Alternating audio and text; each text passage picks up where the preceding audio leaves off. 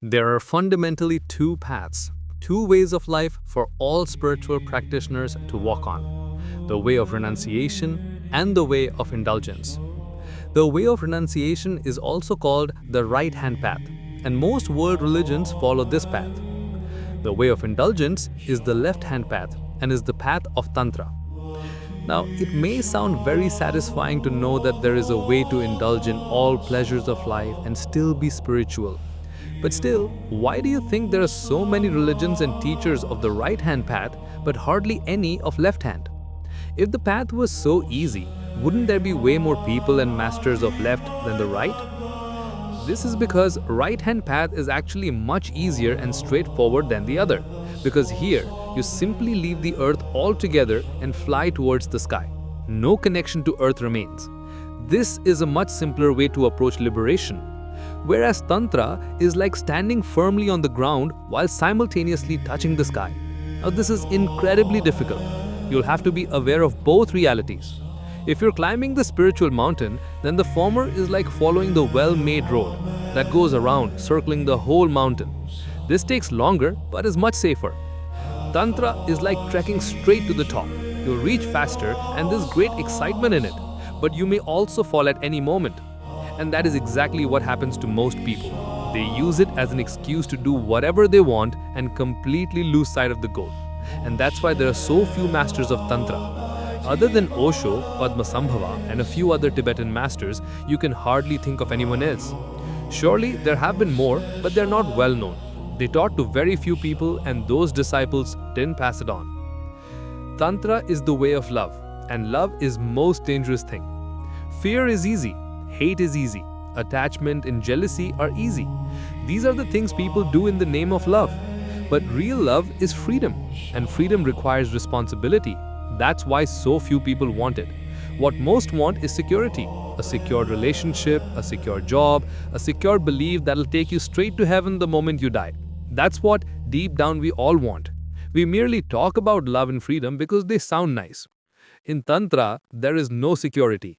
The other is always accepted. The word is always accepted the way it is. Tantra is to keep the doors of your heart always open, mind always sharp as a sword, and your feet firmly on the ground.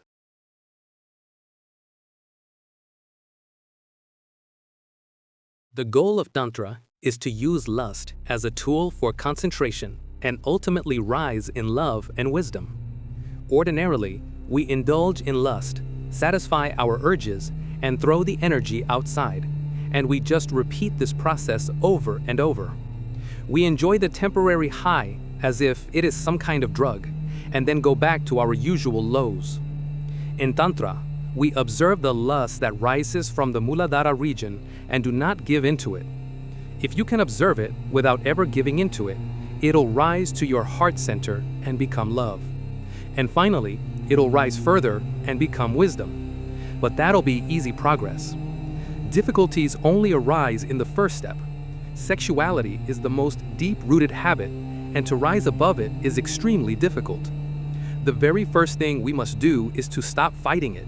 You should not even think about it as something lowly, because the moment you think like this, you've already started fighting. This is what the mind wants. The ego thrives in doubt and struggle. Your mind will become split in two parts. One part will say, indulge in it, forget this meditation nonsense. And another part will say, you must rise above it and become a superior human being. These are both voices of the ego mind. There is no superior or inferior. Everything is just the way it is, and our job is to observe every natural phenomenon the way they are. In the end, it is a choice. Do you want to be controlled by others, or do you want to be free? This choice you must make before you begin your practice. And know that there's nothing wrong with either. But if you don't know what you're doing, then you're simply ignorant. We must understand that when we desire for others, we're inevitably being controlled by them. Our object of desire always controls us no matter who or what they are. If you understand this and want to break free of this, only then you practice seriously. And so, Tantra is a path to freedom, and not to some kind of sainthood. Completely get rid of the concept of superiority and inferiority. Everything has its place in the world. Our only task is to become aware of everything the way they are. And this is a long process that requires discipline and dedication.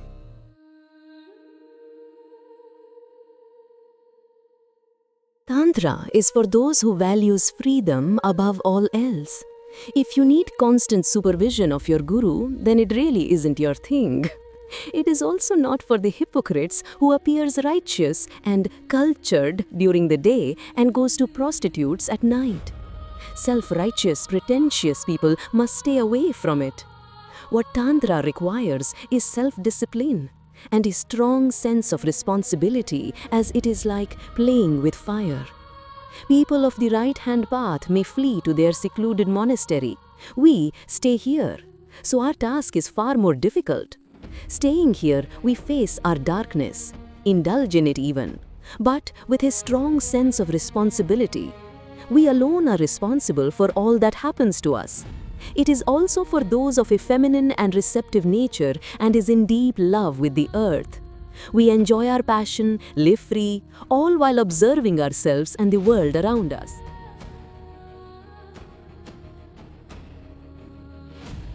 In Tantra, the gods are often referred to as yantras, which literally means tool, and that's what they fundamentally are. They're tools of spiritual growth.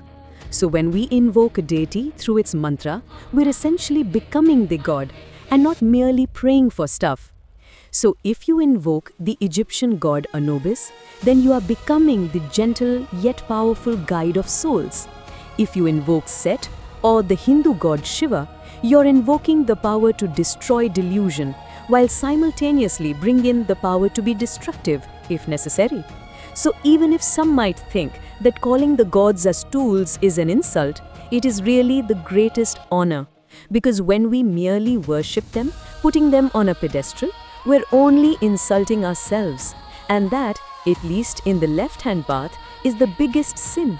We're not a mere mortals, we're gods, caged in a mortal body. We only have to awaken it.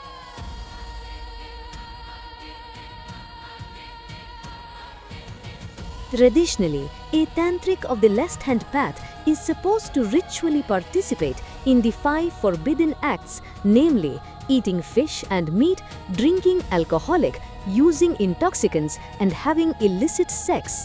Now, except maybe the last one, other 4 may not sound that much rebellious. Most of you probably have already done all of them. But we must try to understand the perspective of those who created this system. They lived in a society where these things were serious taboo, especially for those in any spiritual path.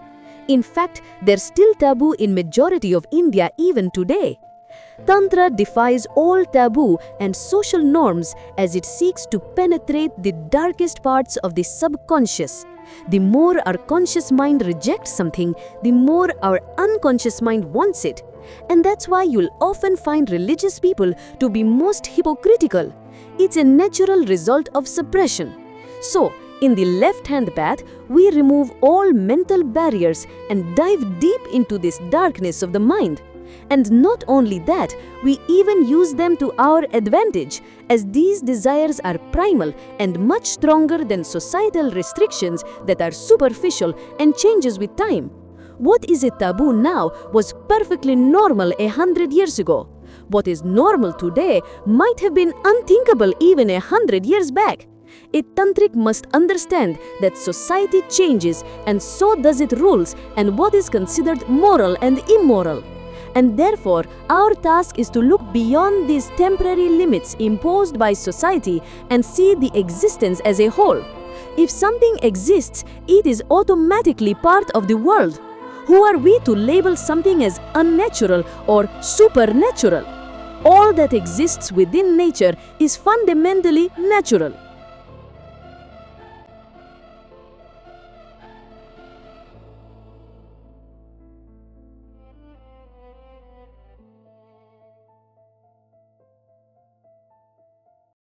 So, in conclusion, a seeker of the left-hand path must learn balance above all things.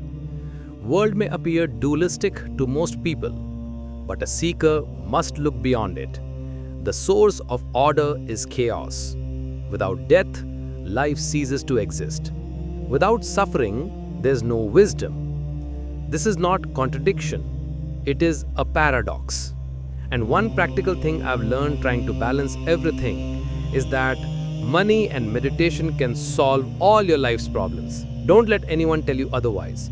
Sure, people say love and friendship is irreplaceable, but good luck finding love if you're broke. Wealth supports our physical body, and wisdom gives life meaning. Have only wealth, then your survival will definitely be better, but all the animals are doing it, so we are no better than them no matter how much wealth we have. Wisdom and self-knowledge is what makes us human.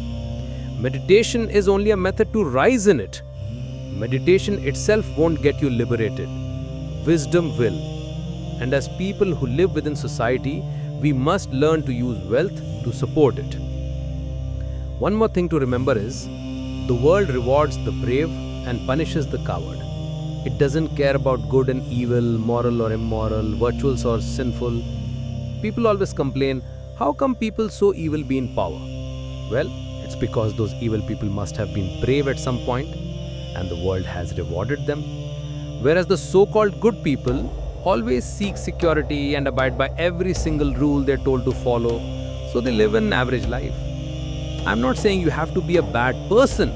What I'm saying is that it's completely irrelevant. You can be bold yet good person, and then too you'll be rewarded. Above all, Tantra is transcending all duality. Most importantly, the duality of male and female, and unite the opposites within oneself. The world is run by the cycle of three. The yogi breaks the cycle and works with two. The two then becomes one, and in the end, the one is returned to nothingness.